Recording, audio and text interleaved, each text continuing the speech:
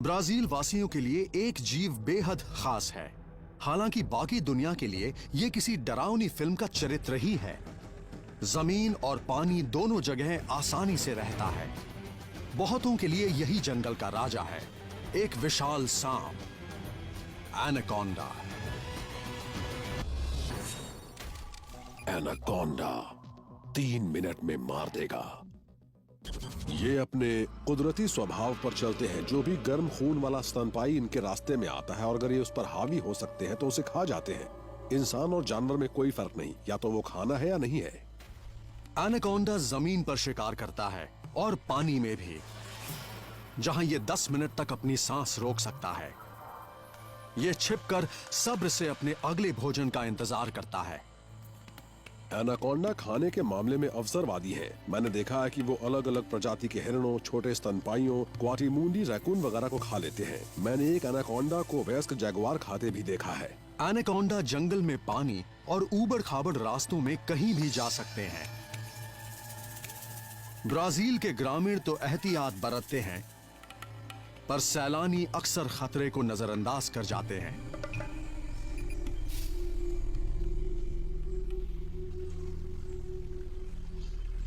Amazon आने वाले सैलानी और हजारों बिल्डिंग मजदूर इस बात से अनजान होते हैं कि एक 6.5 मीटर लंबा और 135 किलो वजनी शिकारी उनकी घात में हो सकता है।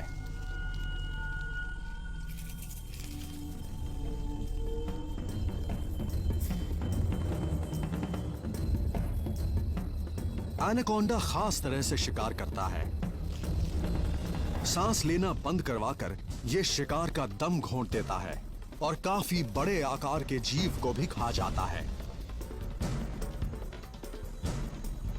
इसलिए कुछ महीनों बाद ही इसे फिर भूख लगती है।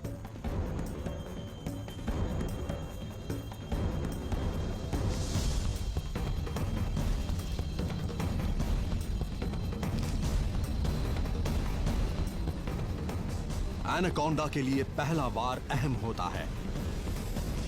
मार डालने के लिए इसकी जकड़ लोहे के औजार जैसी मजबूत होनी चाहिए और ये काम करते हैं इसके दांत। एक एनाकोंडा के जबड़े में दांतों की 6 पंक्तियां होती हैं शिकार को जकड़ने के लिए। ये काफी लंबे और खास तरह से मुड़े होते हैं, तो एक बार इसने जकड़ लिया तो शिकार छूट नहीं सकता।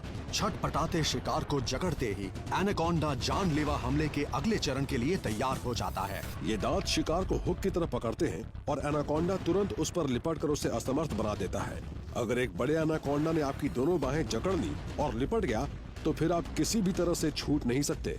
एनाकोंडा की मांसपेशियों में करीब 40 किलो प्रति वर्ग इंच की औद्योगिक शिकंजे जैसी शक्ति होती है। ये एक स्कूल बस के नीचे कुचले जाने जैसा है। पूरी छाती में तेज जलन जैसी महसूस होती है।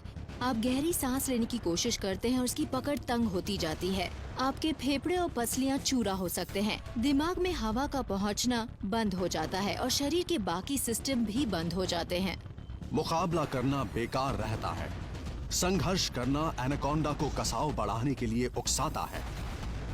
एनाकोंडा बेहद संवेदनशील होते हैं। वो सांस को महसूस कर लेते हैं। जब तक उन्हें यकीन नहीं होता कि सांस रुक गई है, छाती की गतिविधियां रुक गई हैं, छोड़ते नहीं हैं। मौत यकीनन होगी और सिर्फ 3 मिनट में ही हो जाती है। लेकिन उसके बाद जो होता है वो और भी असाधारण है। ये शिकार को पूरे का पूरा एक ही बार में धीमे धीमे निगल लेता है। ये अपने ऊपरी और निचले जबड़ों के जोड़ खोलता है और पेट तक एक विशाल कीप जैसी बन जाती है। ये अपने शरीर के सबसे मोटे हिस्से के व्यास के 3 गुना तक मुंह खोल सकता है। एनाकोंडा के मुंह के पिछले सिरे पर एक सांस नलिका होती है जो शिकार को निगलते समय एनाकोंडा को जिंदा रखती है। इसकी मांसपेशियों को शिकार को निगलने में 1 घंटा या ज्यादा समय लग सकता है। निगलने की रफ्तार तेज होने पर एनाकोंडा फट सकता है। शिकार की सभी हड्डियां और टिश्यू हजम करने में हफ्तों या महीनों भी लग सकते हैं। एनाकोंडा शिकार के आकार के मुताबिक हफ्तों या महीनों तक एक ही जगह रुका रह सकता है। मेरी जानकारी के मुताबिक एक एनाकोंडा द्वारा छोटी गाय निगलने का भी सबूत मिला है। उसके बाद उसने 6 महीनों तक कुछ नहीं खाया था। ब्राजील का एनाकोंडा माहिर और ताकतवर शिकारी है। ये अपने आकार और मजबूती के सहारे शिकार करता है। ये वाकई खतरनाक शत्रु है।